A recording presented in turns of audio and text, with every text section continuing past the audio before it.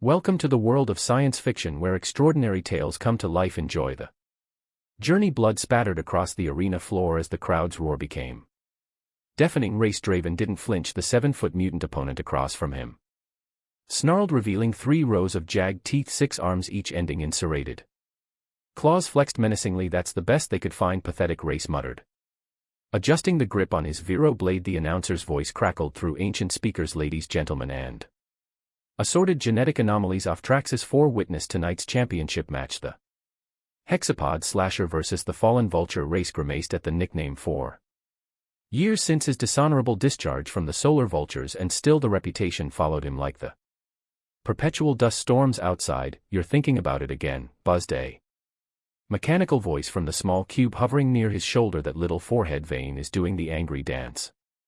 Shut up, Bricks, Race growled. The hovering cube spun in place. Just saying, Captain Hotshot, your blood pressure readings are through the roof, and we both know it's not because of 6 arms.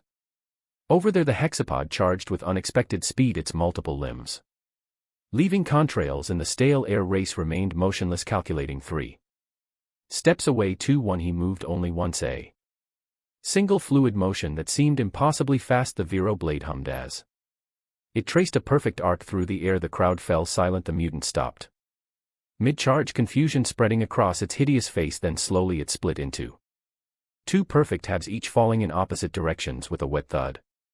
Silence stretched for 3 heartbeats before the crowd erupted into chaotic celebration. Show off, Bricks commented dryly. You could have ended this 15 seconds ago. Race wiped the blade on his pants. They paid to see a fight. They paid to see a slaughter, Bricks countered, and slaughter is what they got. Efficient, I'll give you that. A squat, sweating man with cybernetic implants protruding from his skull approached, carrying a bag of credits. Impressive as always, Draven. Though the bookies are getting restless, nobody wants to bet against you anymore.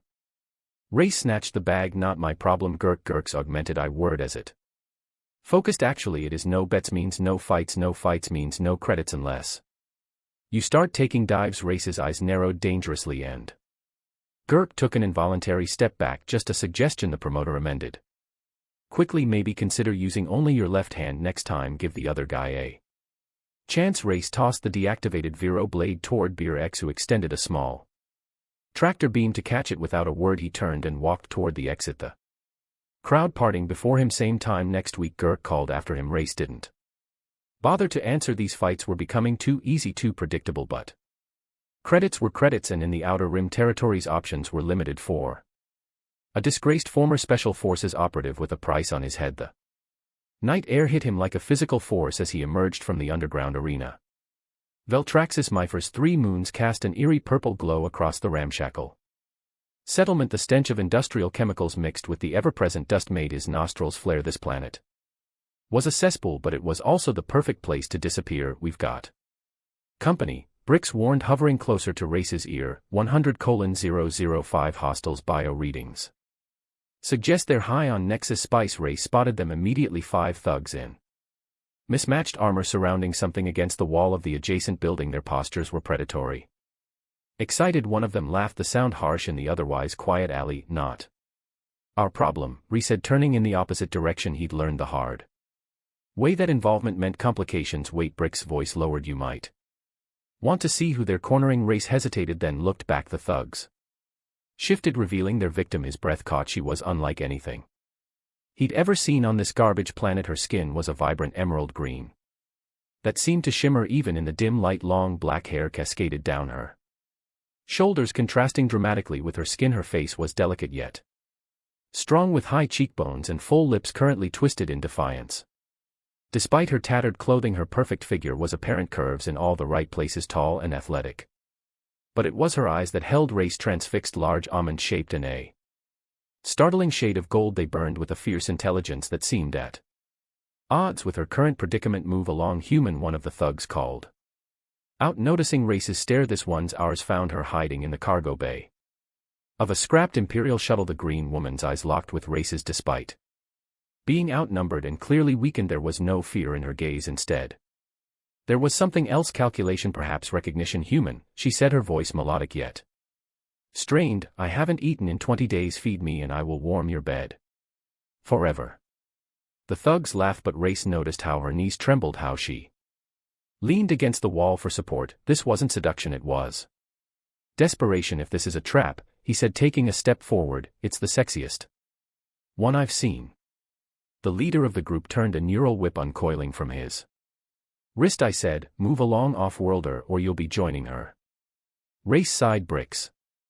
Combat mode. Finally the cube spun excitedly. I was getting bored watching you mope around. The first thug never saw the punch coming. Race's fist connected with his jaw with a sickening crack, sending him sprawling unconscious. The neural whip cracked toward Race's face, but he caught it midair, ignoring the electrical current that would have paralyzed a normal human. With a sharp tug he pulled the second thug toward him, meeting his approach with a knee to the stomach. They're drawing weapons, Bricks warned, projecting a tactical display in Race's peripheral vision. The third and fourth attackers pulled blasters, but Race was already moving. He rolled forward, coming up beneath the third thug's guard and dislocating his shoulder with a precise strike. The man's scream was cut short as Race grabbed his blaster and used it to shoot the fourth attacker in the knee. Wait, stop. The fifth thug dropped his weapon, hands raised. We didn't know she was yours. We found her fair and square. Race approached slowly, his expression cold. She's not mine, and she's not yours either. Please, the man begged. I've got family in the lower district. I just needed the credits. Reese's fist connected with the man's face, knocking out 3 teeth. Find another way to earn them. As the last thug crumpled to the ground, Race turned to the green woman. She'd slid down the wall, her strength apparently exhausted. Thank you, she whispered, her golden eyes now dulled with fatigue. Don't thank me yet, Reese said, kneeling beside her. What are you? Imperial experiment escape slave? She managed a weak smile. Something like that. My name is Apheline Veda. I'm a bioengineer for the Thryxillian Empire. Was? Race asked, noticing how her breathing had become shallow. They believe I'm dead, she replied. I'd prefer to keep it that way. Bricks hovered closer, scanning her. Interesting physiology, humanoid, but definitely not human. Her cellular structure is unlike anything in my database. Is that supposed to be a compliment? Apheline asked, her eyes flickering to the drone. It talks. Brick spun in surprise, and it has a sense of humor. Can we keep it, Captain? Hot shot. Race shot the drone a warning look. She's not a pet, Bricks. Neither am I.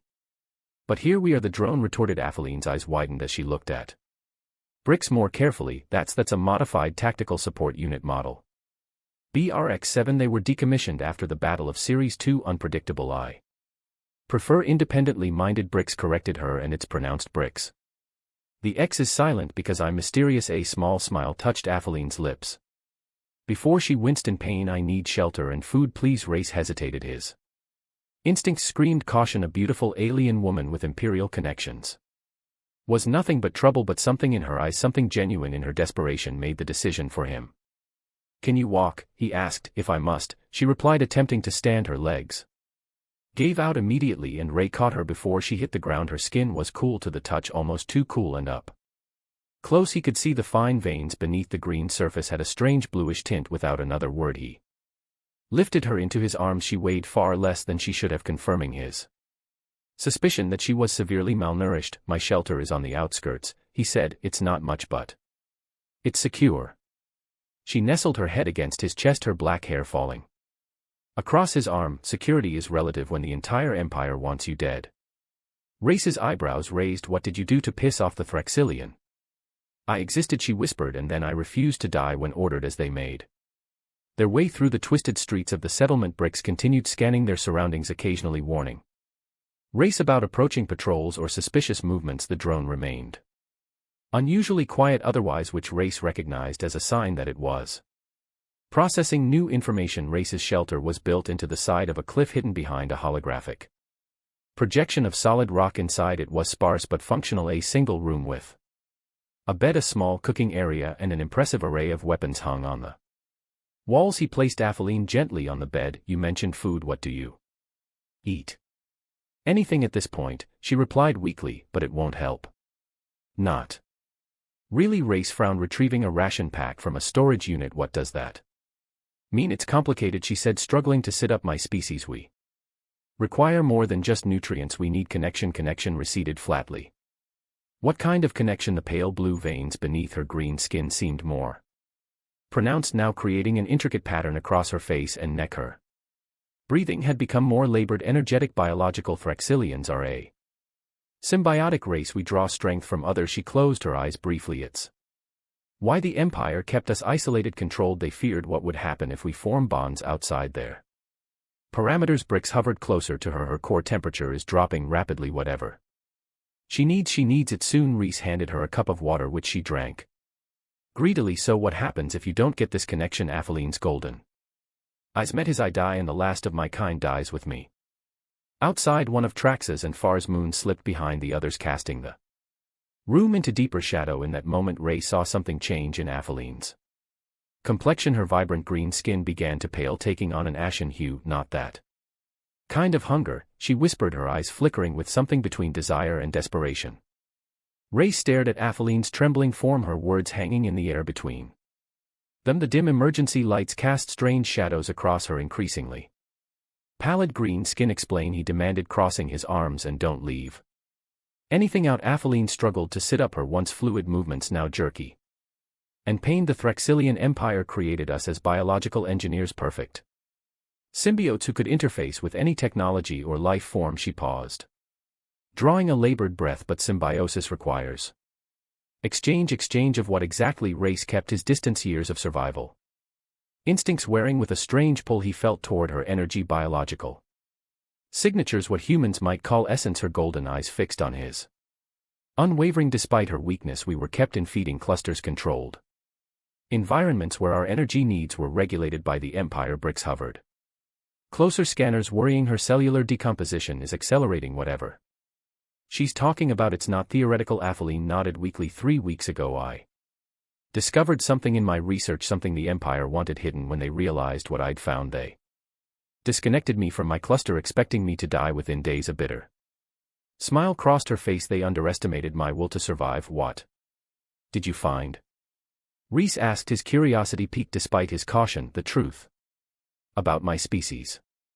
She closed her eyes momentarily, and a way to break free from Imperial control forever. Race poured a nutrient solution into a cup and handed it to her. Drink this, it's packed with proteins and electrolytes. She accepted the cup but shook her head. It won't help. I need connection, direct biological exchange. Her eyes locked with his. I need a man, not just any man. You Race raised an eyebrow. Me? Why me? Your biology emits something I've never seen before. Apheline leaned forward, her voice dropping to a near whisper. I sensed it the moment you entered that alley. It's like radiation, but beneficial. Despite her deteriorating condition, she managed a flirtatious smile. I think you're toxic in the best possible way. That's the strangest pickup line I've ever heard. Race replied dryly. Brix spun in place. Actually, she might be onto something. Your cellular structure has been altered by your exposure to the quantum drive malfunction during the series campaign. You're essentially a walking radiation battery. Race shot the drone an irritated look. And you never thought to mention this? You never asked, Brix replied cheerfully. Besides, it's not killing you much. Apheline suddenly convulsed, collapsing back onto the bed. Her breathing became shallow, her skin now a sickly grayish-green. She's crashing, Brix announced, scanners working overtime, core temperature dropping, cellular cohesion failing. What do I do? Race demanded, moving to her side. How should I know? I'm a repurposed military drone, not a xenobiologist. Brix hovered frantically around Apheline, but based on what she said, some form of direct biological contact might help. Race hesitated, then took Apheline's hand in his. Her skin felt like ice, more direct, she whispered, eyes fluttering. Open, please. Before he could reconsider, Reese leaned down and pressed his lips to hers. The effect was instantaneous. A jolt of energy surged between them, and Apheline's back arched as though struck by lightning. Her skin began to illuminate from within, the emerald color returning in waves that pulsed from the point of contact. Race pulled back, stunned. Apheline gasped, her chest heaving as though she'd been underwater. That's better, she breathed, her voice stronger. The golden color returned to her eyes, now glowing with renewed vitality. Much better. What the hell was that? Reese demanded, his lips tingling with an unfamiliar sensation. Energy transfer, she explained, sitting up with newfound strength. Your quantum-altered cells resonate with my symbiotic receptors. It's compatible in a way I didn't think possible outside my species. Fascinating, Brix commented, also slightly disturbing. Your energetic signatures temporarily synchronized. I recorded a 400% increase in her cellular regeneration. Race paced the small shelter. So you're saying you need to what? Feed off me, not feed off you. Apheline corrected, swinging her legs over the side of the bed. Exchange with you, it's mutually beneficial. Your excess Radiation finds an outlet while I receive the energy I need to survive and... How often does this need to happen? Seeing the implications, Atheline stood. Her movements once again graceful and assured the tattered clothing she wore. Did little to hide her perfect figure now vibrant with renewed life. That depends on the intensity of the exchange. Great race muttered. I've become a walking battery for an alien fugitive. I prefer energy partner, Atheline replied. With a smile that was both grateful and seductive, and I promise the process can be quite enjoyable for both parties. Bricks made an electronic sound suspiciously like clearing a throat. If you two are done with the awkward flirting, we have company approaching. 6 signatures moving in standard Imperial search formation. Race's hand moved instantly to his blaster. How did they find us so quickly? The energy spike from your connection probably registered on their scanners. Brick suggested. It was rather dramatic. Atheline's expression turned grim. They're tracking my unique signature once activated. It's like a beacon. You didn't think to mention this earlier. Resealed gathering weapons from the wall. I was dying, she reminded him. Priorities. Race tossed her a small blaster. Can you shoot? Atheline caught the weapon with surprising dexterity, checking the charge with practiced movements. I'm a scientist, not a warrior. But in the Empire everyone learns basic combat. A warning light flashed on Brix's outer casing. They've deployed perimeter disruptors. Our exit options are rapidly diminishing. How many can you take? Atheline asked Race, moving to position herself near the entrance in close quarters. All of them. Race's confidence wasn't bravado, it was simple fact. But they'll have called for backup. We need to leave Volraxis from free. I have a ship hidden in the eastern canyons. Atheline offered, small but fast, stolen from an Imperial scout. A low rumble shook the shelter as something heavy landed on the cliff above. Drop charges, Bricks warned. They're going to blow through the ceiling in approximately 15 seconds. Race made a quick decision. Bricks, initiate combat protocol 7. Are you sure, Captain? The drone's voice suddenly lost its sarcastic edge. We haven't field tested the full integration since now. Bricks, the small cub's outer panel slid open, revealing a complex matrix of glowing components. It shot toward Race, expanding rapidly as it moved. Metal plates unfolded and reshaped themselves, wrapping around Race's body like liquid mercury. Atheline watched in astonishment as the transformation completed. Where Race had stood moments before now towered an armored figure, sleek, deadly, with glowing energy lines tracing patterns across matte black plating. Neural interface established. Brick's voice emerged from the armor, now deeper and resonating with power. Weapon systems online. Tactical overlay functioning. Brick's mode activated and ready to kick. Imperial as the ceiling exploded inward, raining debris across the shelter through the dust and smoke. 6 figures dropped into the room, cybernetically enhanced soldiers in Imperial combat armor, weapons already firing. Bricks mode. Race moved with impossible speed, deflecting blaster bolts with armored forearms. An energy blade materialized from his right gauntlet, humming with deadly potential. Freeze losers, Brick's voice boomed through the helmet's external speakers. I'm about to turn this fight into a director's cut. Race rolled his eyes inside the helmet as the tactical display highlighted vulnerabilities in the enemy's armor. Can you focus on combat rather than onoliners?